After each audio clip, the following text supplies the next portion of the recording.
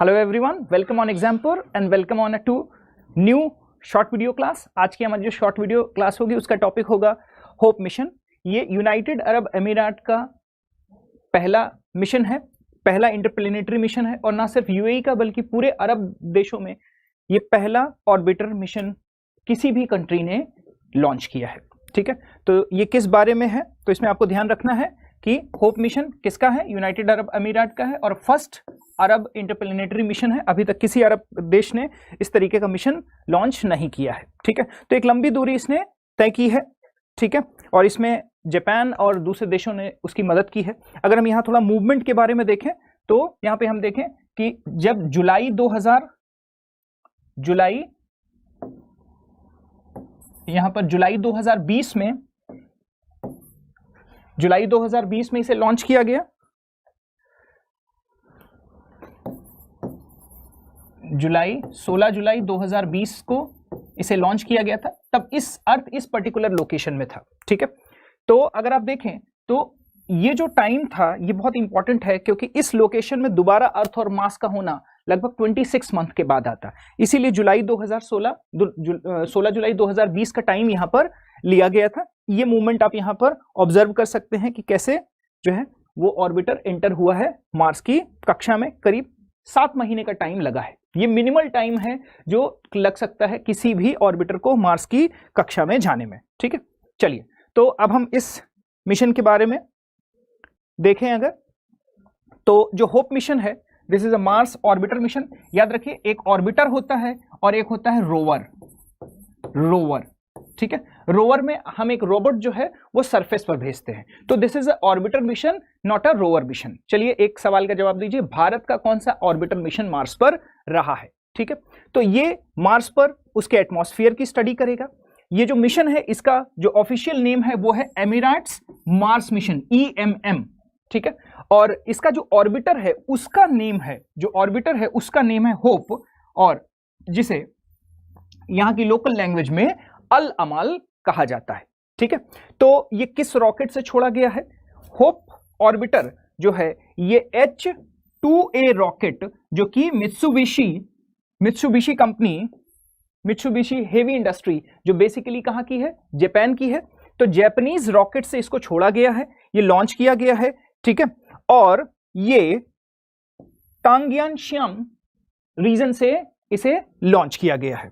ठीक है, तो बेसिकली एक जापानीज आइलैंड से इसे लॉन्च किया गया है, एक जापानीज रॉकेट से इसे लॉन्च किया गया है। तो रॉकेट और लॉन्चिंग का पूरा इंफ्रास्ट्रक्चर इसे जापान ने प्रोवाइड किया है। ठीक है, तो यूएई के पास अपना अभी तक कोई भी रॉकेट इंडस्ट्री नहीं है, इस वजह से ये मदद जो है जापान से ली गई है।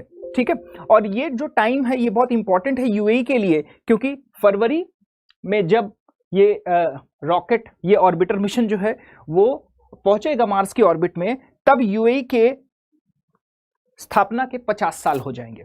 तो उसको सेलिब्रेट करने के लिए भी इस पर्टिकुलर टाइम पर इसे छोड़ा गया है। ठीक है, तो अगर होप ऑर्बिटर के बारे में देखें तो होप ऑर्बिटर में है क्या क्या?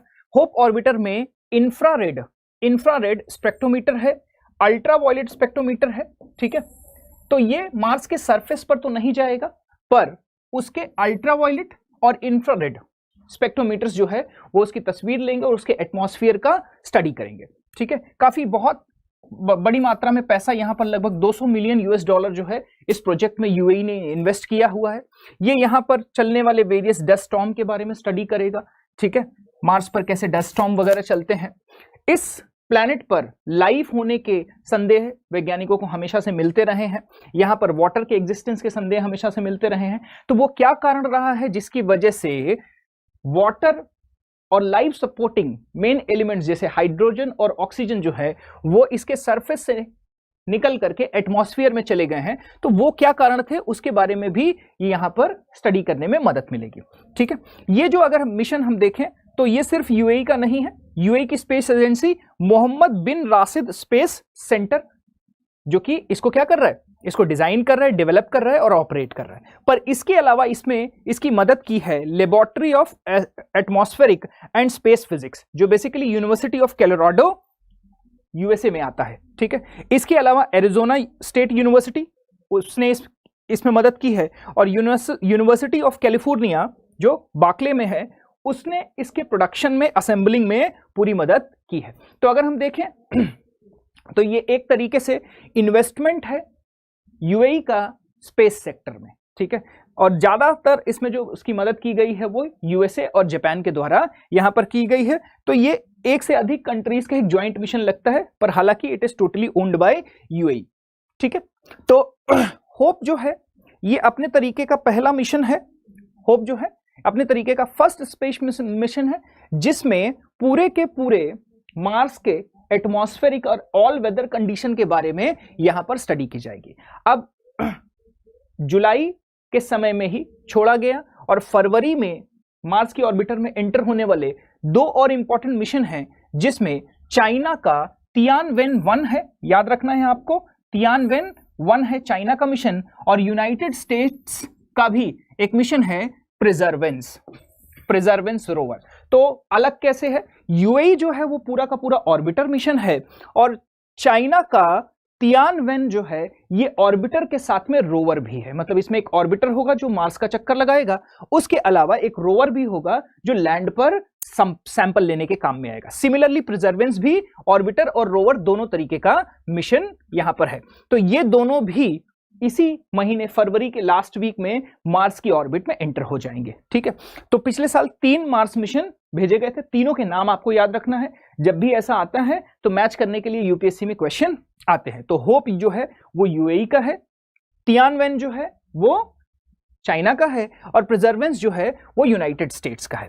अब अगर एक्सपेक्टेड बेनिफिट अगर हम देखें तो मार्शियन वेदर को स्टडी करने के लिए ये ऑल टाइम वेदर स्टडी करने वाला है वहां पर जा करके, ठीक है। उसके अलावा मार्स के मार्शियन एटमॉस्फेयर में लॉस कैसे हुआ, वाटर का लॉस कैसे हुआ, अगर वहां पर वाटर था, लाइफ एग्जिस्टिंग एलिमेंट वहां पर थे तो उनका लॉस कैसे हुआ है, इसके बारे में भी ये इन्वेस्टिगेट वहां पर करेगा, ठीक है। ऑब्जेक्टिव्स अगर हम देखें तो जितने भी अरेबियन कंट्रीज हैं आज तो उनके पास तेल की वजह से काफी मात्रा में धन संपदा है, पर आने वाले टाइम में ये फॉसिल फ्यूल, ये तेल जो है वो खत्म हो जाएगा। तो ये कंट्रीज जो है अपने आप को स्टेम एजुकेशन का मतलब है science and technology, engineering and mathematics जैसे एजुकेशन में अपने आने वाली जनरेशंस को ज्यादा प्रमोट करने की कोशिश कर रहे हैं, जिससे ऐसे मिशंस जो है वो एक तरीके का मोटिवेशनल बूस्ट होगा आने वाली पीढ़ियों के लिए अरेबियन कंट्रीज में, कि वो भी आगे आए, एरोनॉटिक्स, साइंस, स्पेस, इन सब के बारे में स्टडी करें, ठीक है।